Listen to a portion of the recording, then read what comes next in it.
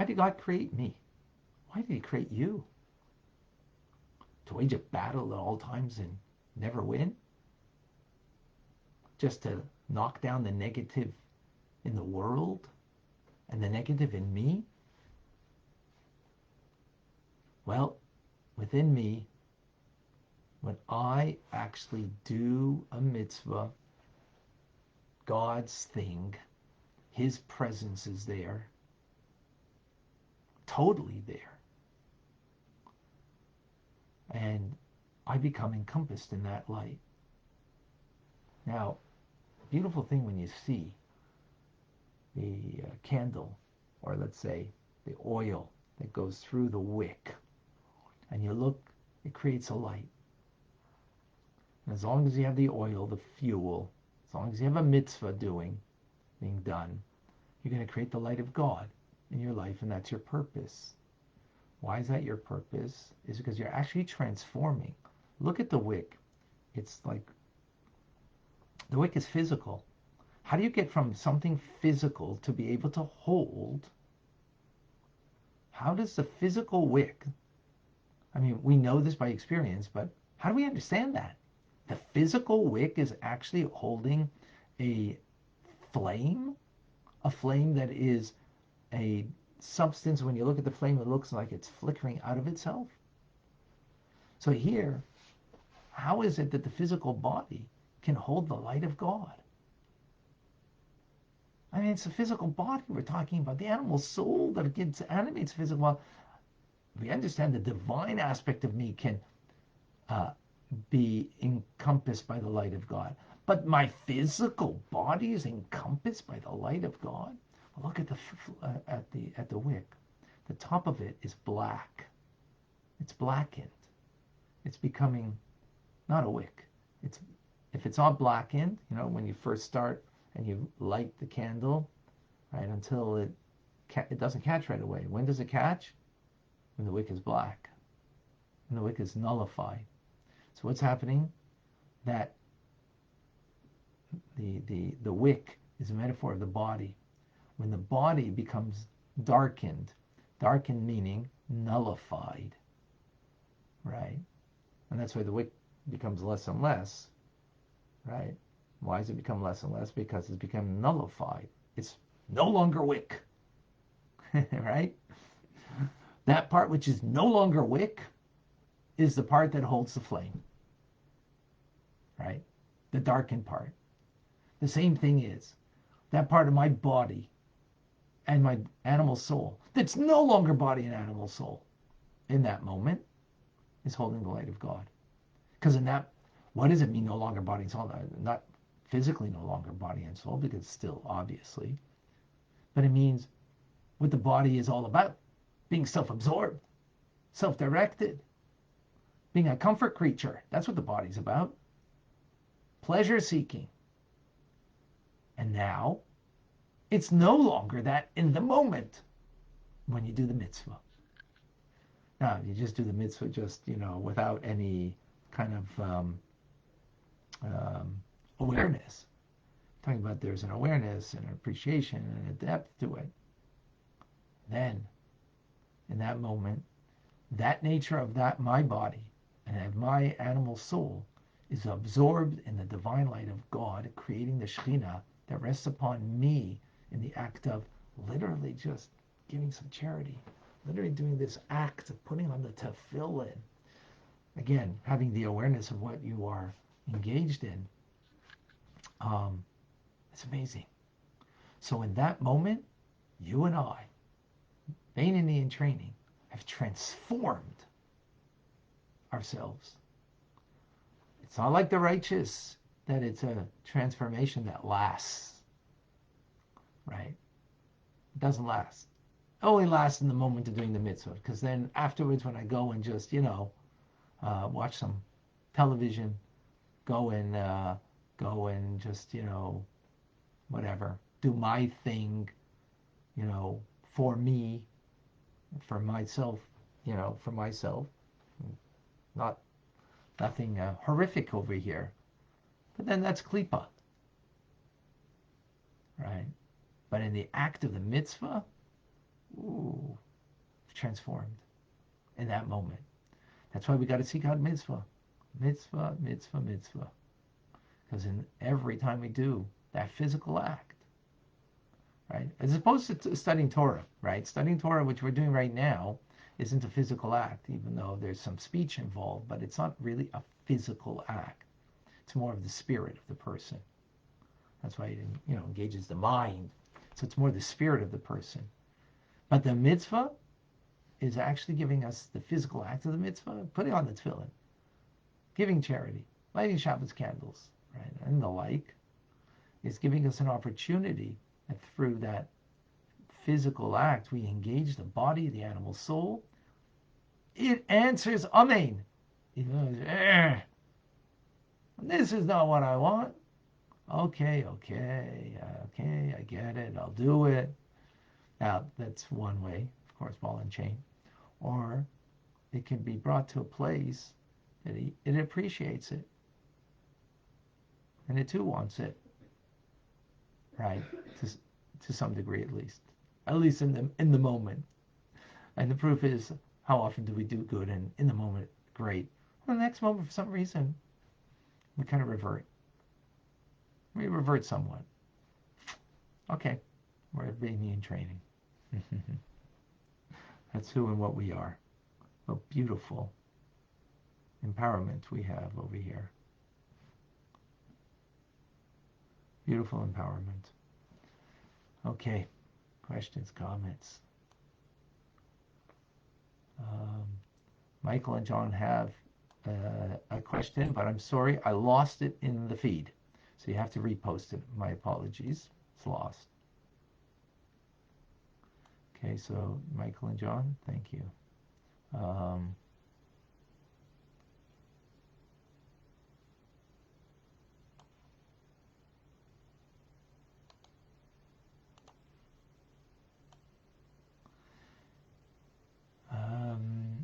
Can we only reach this if we are fully batul or just batul in the moment? Well, in the moment we are.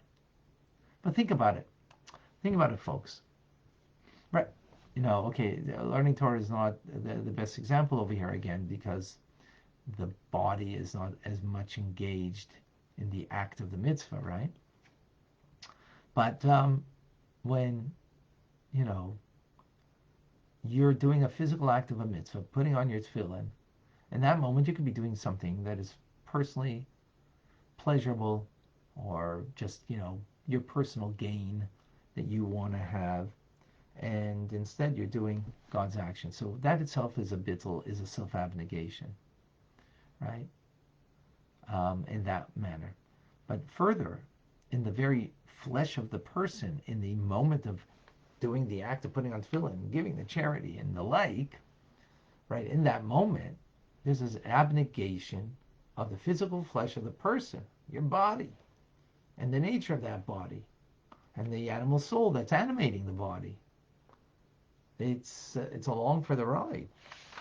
And it has to be along for the ride. Otherwise, how's this happening? The divine soul can't make me put on tefillin. It can inspire me, but can't do it. It can't do it.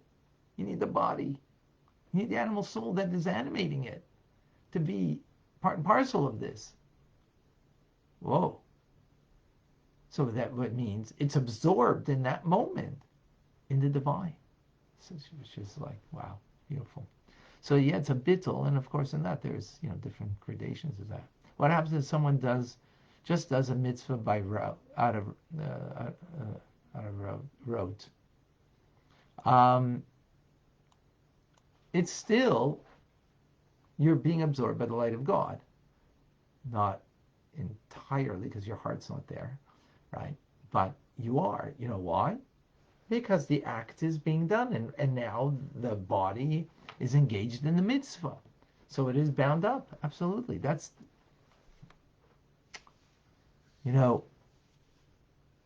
before learning this today, so you might say, the mitzvah. Sorry, 1 second.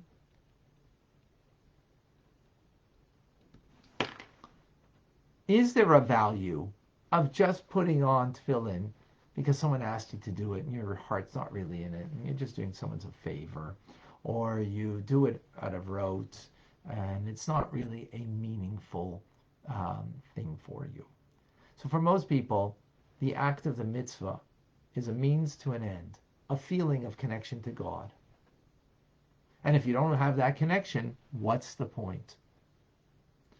Well, there is a great point, because in the very act itself, there is that moment that the animal soul and the body are engaged in the mitzvah. They are, in that act, nullified. In the very act itself, not in the intent of the act, but the act itself, you're nullified into the divine. You are creating a light. The top of the wick is blackened, being no longer wick in order to hold the flame, so to speak. And that is exactly what's happening. My body and animal soul in the moment are engaged in the mitzvah, so they're no longer just merely that body that is self-absorbed. It's engaged in the mitzvah, and therefore it is being attached to God to such a degree that the light of God encompasses the individual in the very act itself. That is unique, taught here in the Alter Rebbe's teachings. There are many religious Jews that say, no, the act only has a value if it brings you to a sense of attachment or a sense of connection to God. But if it doesn't bring you to that, now of course that's the ultimate, it should bring both, it has both. But the chiddush, the novelty here, that's so important, is that the act itself is invaluable and beautiful in and of itself. Why? How could that be? Well, because the act itself is an embodiment of the divine will. God wants tefillin to be put on. Okay, here my mind is astray. It's thinking about some other difficulty that I'm going through, or something that I have to deal with later that's on my mind, and that's on my mind, and the tefillin is not so. I'm not so mindful. Now, you need some kind of awareness. You're doing at least a mitzvah, but you're not completely engaged in that act. Your body, your animal soul are connected in that moment. In that moment, because it's an end in itself, because you are fulfilling and doing the divine will. What's the divine will? Just do it. Just do it. Just do that Jewish thing, that mitzvah in that moment. That's a very powerful idea that is unique right here, that you will not find by other religious Jews. They will have that sentiment. Okay, how many of the 613s can we do today? Not that many, 100 something. There's so many that are bound up in the Holy Temple, sacrifices and different things, and that we don't have today. Yeah, I forget the exact number, 100 and something. So beautiful, the analogy of the wick being nullified. So does the wick get used up as we live? That's only if you use up your fuel. As long as you got fuel, as long as you got mitzvah, so the wick never becomes completely nullified, right? There'll always be something left.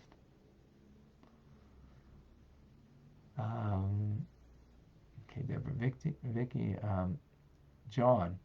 We need the animal soul to do the mitzvah and connect with the inner will of HaKadosh Baruch Hu. How does the tzaddik accomplish the action of the mitzvah when he has sublimated his animal soul? So he's still doing it. He's still an action that's being done. So what does it mean? So his mitzvahs are not nullifying his animal soul in the act of the mitzvah because it's been nullified, but his body is engaged. His body is engaged, and the divine presence of God definitely is embracing the righteous person. Oh, Vicky, don't tell me nothing's at it. You're alive. Your body's alive. It may not be vibrant. Well, that's what we learned, Tanya.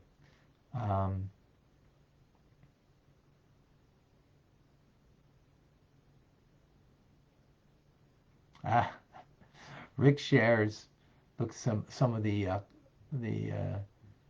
consequence of doing a mitzvah. His entire life is insomnia, and the first time a Chabadnik put tefillin on him, he slept like a baby for a month. Wow, amazing. Thank you for sharing. Okay. Instagram, any questions? Okay.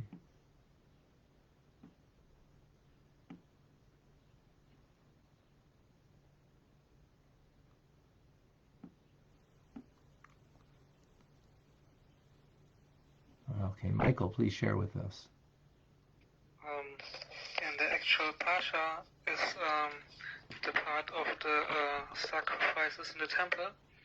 There's the part of the burning sacrifices, and the oil gets consumed completely, and the ashes stays.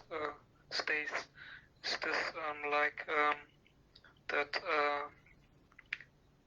our mitzvah is the oil and goes away in this moment, but that the klipa from the animal soul gets consumed for the energy, but the rest of the animal soul stays. And the next question is, in the yesterday's Hayar Yom was written that a chassid can only be a chassid if he studies Torah, the revealed part, Kabbalah, and also halacha.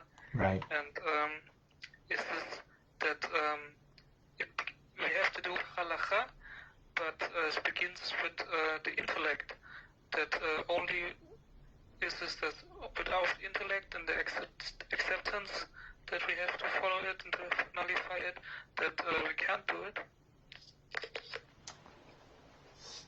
So I'm not clear on what the question is, Michael.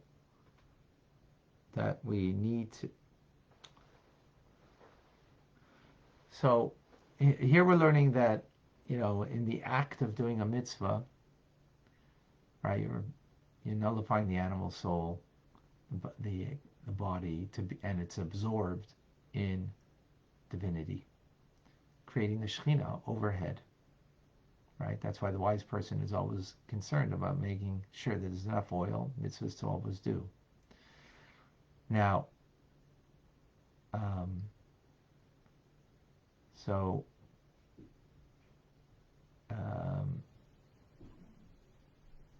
then in the very act, we create that reality. With that, to be a chassid is, and we're going to learn more about that, it's not enough just the act itself. The novelty over here is, wow, just going on the street and finding a Jew to put on tefillin with, or or for a woman to light Friday night Shabbos candles, and before Shabbos, and to just that physical act is amazing.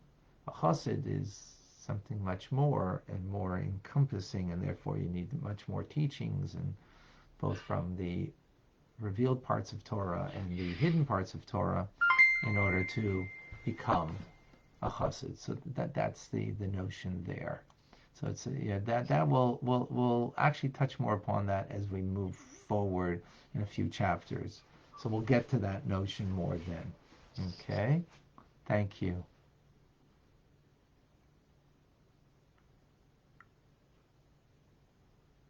Oh, okay.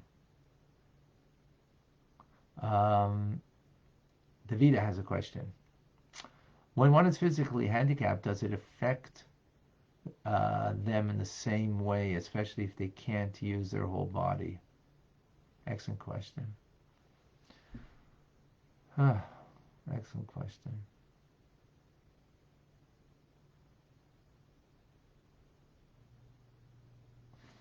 So, God forbid someone doesn't have a left arm to put on tefillin on their left arm. God forbid. Well, they still have their head. What it means is God didn't need that from you. He needed something else from you. Right? That's what it means. So, but there's always something of the physical being that you can. Even